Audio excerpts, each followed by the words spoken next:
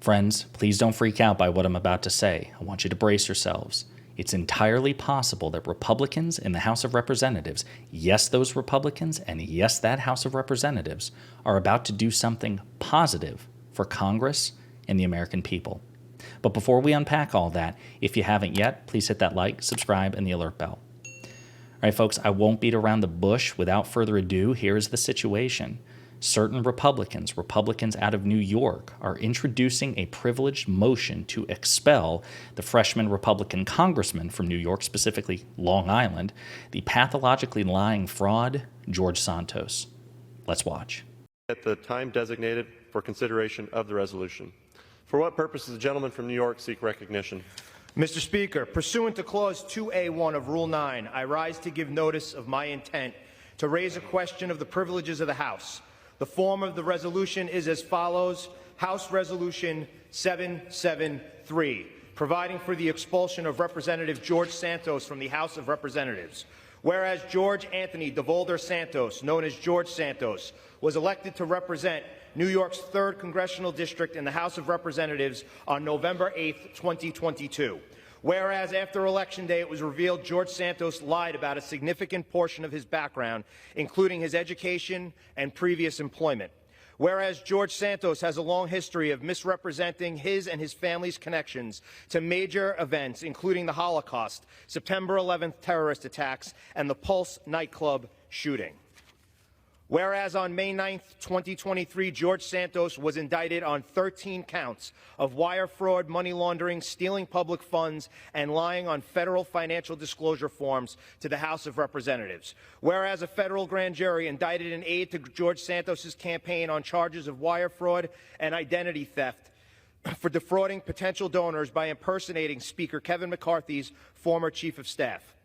Whereas on October 5, 2023, George Santos' former campaign treasurer pled guilty to falsifying campaign finance records, including lying about a $500,000 loan that George Santos claimed to have donated to the campaign himself. Whereas on October 10, 2023, George Santos was federally charged with an additional 10 criminal counts. Whereas the additional charges were serious in nature, including conspiracy to commit offenses against the United States of America, wire fraud, aggravated identity theft, access device fraud, false statements to the Federal Election Commission, and falsifying records to obstruct the commission. Whereas the indictment outlined a vast amount of evidence against Santos, including conversations he held with his former campaign treasurer outlining plans to commit the fraud he is charged with. Whereas these charges indicate that George Santos engaged in a serious financial fraud throughout his 2022 campaign for the House of Representatives. Whereas George Santos stole over $44,000 from donors by charging their credit cards without authorization.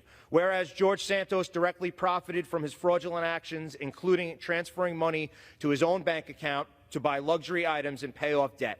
Whereas George Santos engaged in election fraud throughout his 2022 campaign by deceiving voters regarding his biography, defrauding donors, and engaging in other illegal campaign behavior. And whereas as a result of these actions, George Santos is not fit to serve his constituents as a United States representative.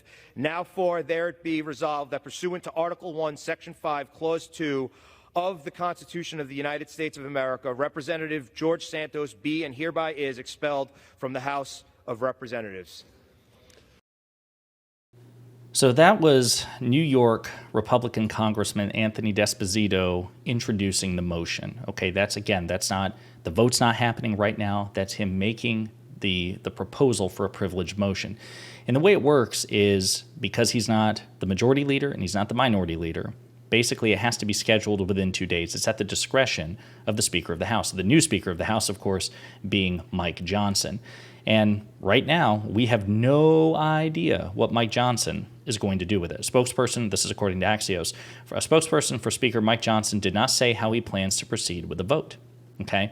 The last time, Democrats tried to do this, and then Republicans, because they're generally cowards, who pursue power over principle, they knew they needed Santos's vote because, again, they have a razor-thin margin in terms of their majority.